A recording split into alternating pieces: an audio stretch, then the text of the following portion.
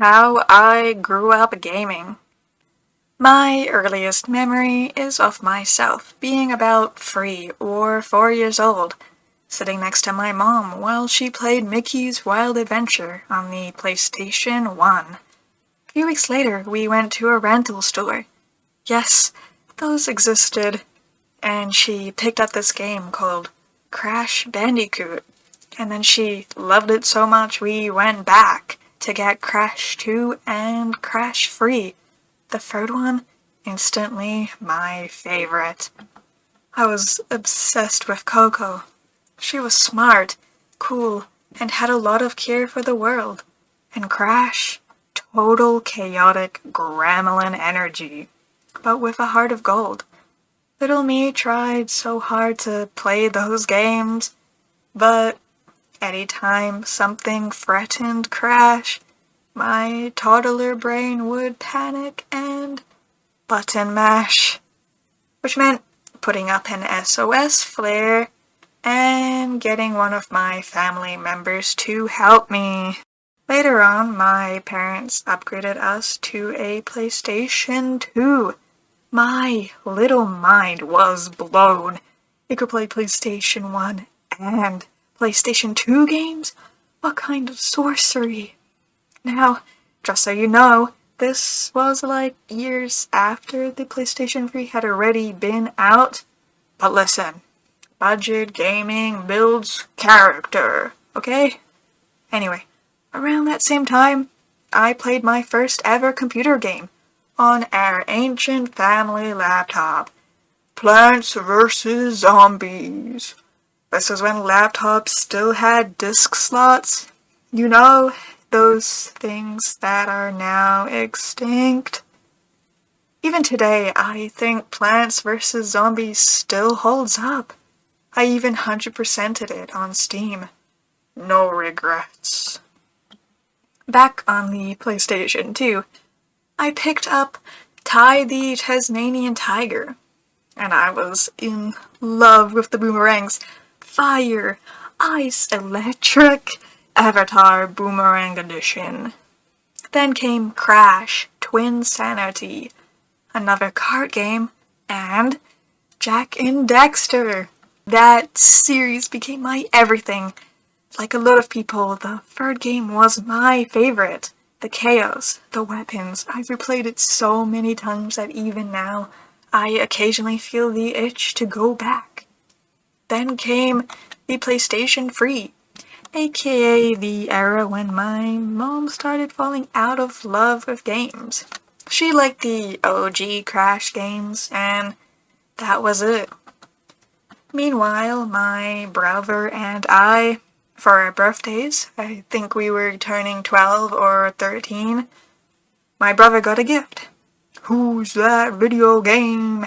It's Black Ops 2! When we hopped on to play for the first time, we both barely knew how the game worked. Somehow, on my first try on the mystery box, I got a ray gun. Beginner's luck, destiny, glitch in the matrix, who knows? We also got into Ratchet and Clank, A Crack in Time, Dragon Ball Z, Naruto, Minecraft. Of course, I begged my parents to get it for me. They said no, repeatedly, so like any totally responsible child who definitely understood cyber safety, I downloaded what I thought was Minecraft. And surprise, it froze the computer. Me staring at the screen. This isn't Minecraft? Also me. Maybe if I click it harder. Spoiler, that didn't work either. Later, I remember my brother and I begging our mom to buy one of those Minecraft card codes that they sold at the supermarket. It was like $11 and we were desperate. We got it, finally, but our old family laptop ran Minecraft at like 2 FPS, Every movement felt like I was playing in a PowerPoint presentation. Eventually, we got Minecraft Pocket Edition at launch, but the tiny screen and world limits made it kind of meh. Then came Minecraft Bedrock on the PlayStation 3, still limited, but so much better with a controller. So, did Ms.Dealer ever get to play proper Minecraft on PC? Yes, at 18 years old. Took nearly a decade, and it was worth it. Anyway, sorry I blacked out there, yapping a little too much about Minecraft. Later in high school, we finally got a PlayStation 4. Honestly, I don't remember our first games, but I do remember the heartbreak of learning that online play costs money now. So I went straight for the single player stuff. Spider-Man, the Crash Bandicoot reboot, Crash 4, another Dragon Ball Z game, and not much else because, well, games are expensive. So, one day, my brother somehow convinced our parents to buy this game called Monster Hunter World. And he loved it. Like, DLC and everything level of love. Meanwhile, I was in that I've played every game I own 3 times and now I'm staring at the home screen wondering what joy feels like phase. You know the one. So, out of sheer boredom, I picked up Monster Hunter World, popped in the disc, and boom! My brain activated. The characters, the music, the monsters, the graphics. It was the first time a game made me feel so emotional just from finishing it. Everything in it screamed hope. Hope for survival. Hope for a future. Hope that humanity could stand up to these massive, terrifying creatures and win. And we were in it. I could and will make an entire video just screaming about this game. 'Cause I'm not kidding.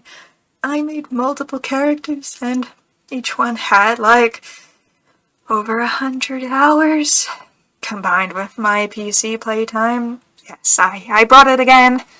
I've clocked over 1,000 hours in Monster Hunter. 1,000 hours. Then my Monster Hunter World phase slowly faded out, and I kind of went back to Roblox. Shame. Yes, I have a Roblox account, but in my defense, it was one of the only games that worked on my trash tier high school laptop. It was either that or stare at the desktop icons in defeat. A couple of years later, I discovered Horizon Zero Dawn, and I swear, it gave me that exact same feeling I had with Monster Hunter.